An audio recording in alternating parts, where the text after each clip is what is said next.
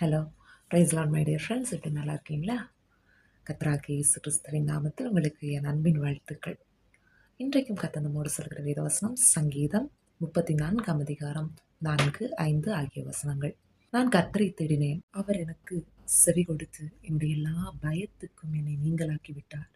அவர்கள் அவரை நோக்கி பார்த்து பிரகாசம் அடைந்தார்கள், அவர்கள் முகங்கள் வெட்கப்படவில்லை.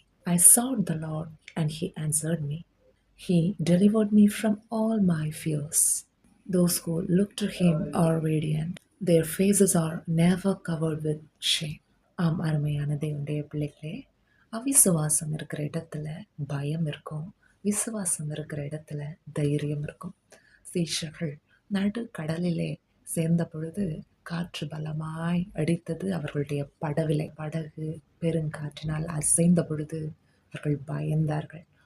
ஆனால் இயேசு கிறிஸ்து அந்த இடத்துல கடலின் மேல் நடந்து வருகிறார். இவர்கள் இயேசப்பா வருகிறார் என்று சந்தோஷப்பட வேண்டியவர்கள் பயத்தினால் அலறுகின்றனர்.